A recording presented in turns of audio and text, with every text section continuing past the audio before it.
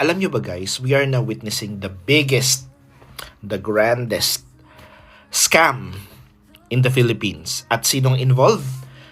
Yung mga ibang miyembro ng Congress at ng Senate.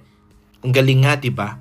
Kasi nilegalize yung scam through enacting the General Appropriations Act of 2025, which is by far the most corrupt budget in the entire Philippine history. Kung isipin nyo guys, in the past, hindi naman talaga ganun kaingay yung mga kababalaghang nangyayari sa paggawa ng budget, 'di ba? Ngayon lang, masyadong talamak, masyadong obvious. Kaya madali lang mabisto yung mga pinaggagawa nila. Dati may mga hiya pa sila, ngayon wala.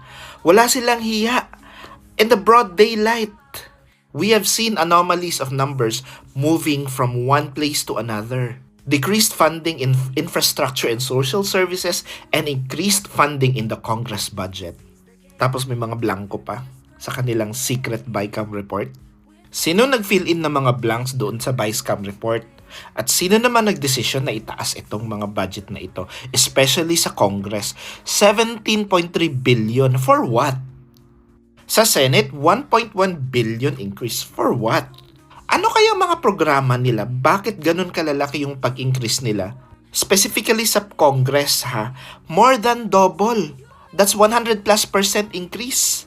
Kasi siguro tatakbo kayo for re-election at ipang aayudan nyo kuno yan.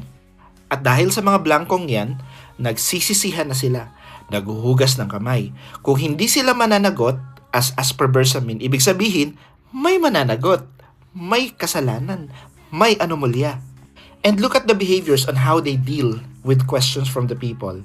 Diba si Madam Vice Chair, she avoided the questions. Si Grace po, tahimik. Nagkabuhol-buhol na yung mga statements nila. Merong nagsasabing may nakita silang blanco. Meron din nagbubulag-bulagan kagaya ni Risa Hontiveros, wala daw siyang nakikita. Ganun kasi nangyayari pag nagsisinungaling kayong lahat. Hindi nagkakatugma-tugma yung mga sinasabi ninyo. Dati ko pa itong kinokontent guys, diba? Na we do not see any new infrastructure projects. Tapos yung mga existing projects dinidefund. Tapos, this government is spending a lot na lumolobo ang ating deficit at utang. Tapos, utang pa ng utang. Aside from the billions of dollars na inuntang nila noong December at noong January, magre-raise ulit sila ng $3.3 billion bonds. At magbabenta rin sila ng mga 28,000 small assets to boost the revenue. Observe nyo guys, walang bagong infrastructure project. Dinidefund yung mga project, nagbebenta ng mga assets, umuutang, tapos magbebenta ng bonds, tapos binenta pa yung 25 tons of gold, tapos kinukuha na ng pondo yung PhilHealth, SSS Pag-ibig at ibang GFIs, tapos kinuhaan ng bilyon-bilyong pondo ang mga government banks. Tapos ngayon, ang daming blanco sa kanilang bicameral report, which is the basis of the General Appropriations Act. Anong nakikita nyo guys?